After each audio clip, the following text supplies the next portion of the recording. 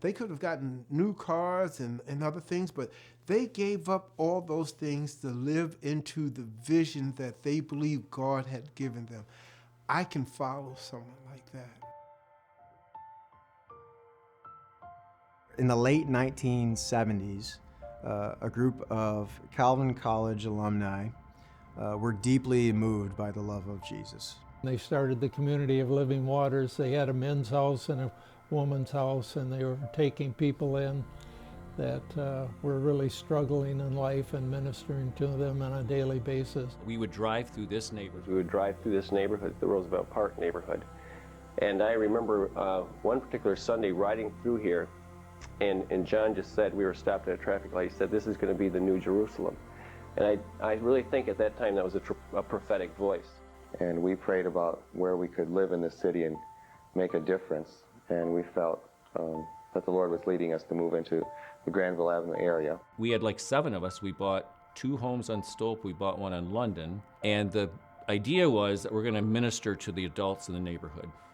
Basically, it wasn't until somebody in our group said, why don't we just invite our neighbors over for supper and sing some songs? And so the girls in our group went up and down the street to Rodriguez's, Ortiz's, Soto's, Crow's, Lopez's, knocked on the door. You want to come over and sing some songs on Sunday and eat some food? And they actually said yes. Because we were playing music, we had 2 people playing guitar. And so the kids in the neighborhood, they're actually on our porch.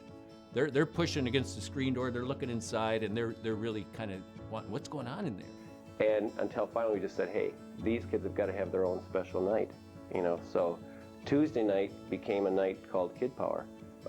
It was dubbed by one of the kids.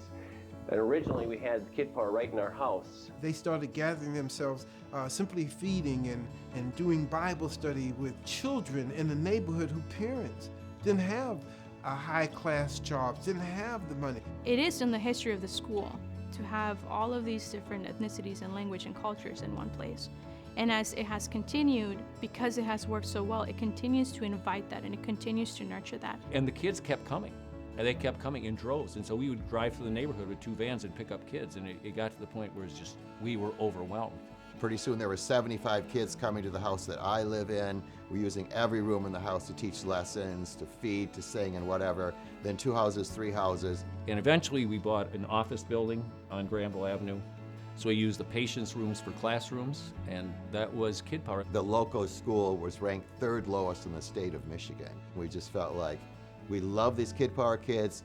They have a lot of academic needs and social needs and spiritual needs. Way too much to meet in 2 hours a week. I think it was 1980. We were in the parking lot of Granville Avenue Church. We met Reverend Pontier, who said That I think it's time for you to start a school. And at first they said no. No, in fact, we just laughed. And he said, I think it's God's timing for you to start a school. Even though we laughed at first, we started praying about it, and we just began to think like, yeah, we could have a school for kids from the neighborhood, a very small school. We'd throw out all the textbooks, we'd make all the materials ourselves, we would teach them to read from stories that they dictated about their own lives. It would be centered on Jesus, it'd be open to everybody. Tuition would be based on income, because we knew their income wasn't much. We knew there wasn't going to be much to actually support the teachers. And so the other part of our great plan was that the teachers would work for free. They came to me one time, and all 3 of them, I knew something was going to happen, and it was.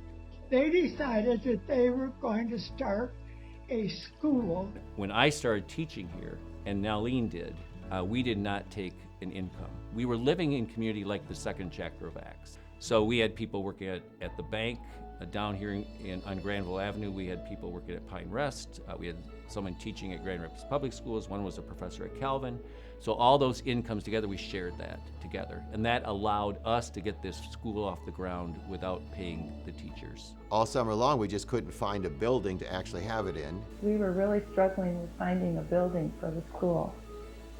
This was going on just 1 month before the school was to open. We had students enrolled, we still didn't have a building. And the kids would ask us, are we still going to have the school? We said, yep, we just don't know where it's going to be. The church had already said that we could use the church basement, but the fire marshal had said no. And so summer basically was almost over, and we still didn't know where the school was going to be. So that's when we did some serious looking, and We were coming up empty-handed. And then finally we had to look at the building that we're in for the elementary, which was right behind the church. And we didn't want it for so many different reasons. One was that it was mammoth. It had 19 classrooms and we had only 19 kids. What are you gonna do, put one kid in each room? You know, so it was almost ridiculous, but at the same time we thought, okay, you know what? We're gonna step out in faith. We felt at the time that it would be really too big, but the Lord had much bigger plans for the school than we had, and knew that we would need a building this size. A group of us walked around this building and we prayed, and I remember God just speaking to me, and this does not happen often, but he spoke to me. He said, "You are standing on holy ground." And I thought, you know what? This is it. This is where we have to be. We didn't have the money. And they said, "Will you give us $120,000?" And Ken said, "Yes, we will." And then they said, "Will you give us $40,000 down this month?" And Ken said, "Yes, we will." And we just like, "Yes, we will." We didn't sign anything. We just got up and left. And we walked on the sidewalk. It was a July night, and just looked at each other, just burst out laughing because we knew that we just committed ourselves to something we couldn't possibly do. You know, it took a year to get $3,000.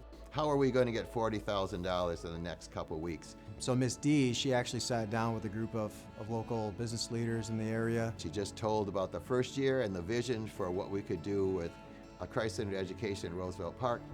At the end, they all wrote checks, and the checks added up to $45,000. So it was more than what we needed. I heard that from him, and I went over to Dr. Box and I said, "They did it again, Kay, they did it again."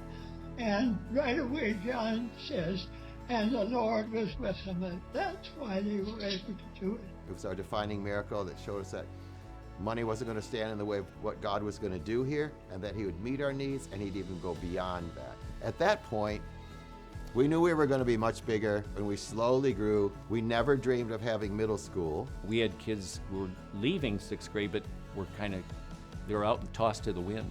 You know, they were saying, you know, we can't find a school like this. We went to the board and said, we really feel like we need a middle school. And then we're thinking like, maybe God's calling us to have a high school. Good evening. As John mentioned, 4 years ago in 1998, we opened the doors to 20 9th graders and 11 10th graders. Now in our 4th year, those 31 students have grown into a high school, grades 9 through 12, of 140 students. And those 20 9th graders are now the senior class that you see standing before you, including the 5 young men who started in our school in kindergarten. It's my privilege to present to you the 2002 graduating class of the Potter's House Christian High School. It's always been about what is the next generation going to look like, and how are we going to produce resilient followers of Jesus. I grew up in a community of hopelessness, and Potter's House represents all the things that I was deprived of, and it gives it to this community. We thought we were going to be this small school, volunteer teachers of 30 kids, and look what God's given us. This, 600 kids, a high school, an elementary. We now own the church and the parsonage. It's always been by faith. And to be in that situation for 40 years and seeing all the ways that God comes through time after time in the most difficult situations is a huge faith builder. All of us who struggle in some way need a lighthouse. We need something to point us. Potter's House has been that lighthouse. When I describe it to people, I tell them it's like heaven ought to be. It's what I picture heaven to be. There's this vision in the Bible of all different people coming together to just be one. And that's what we have here.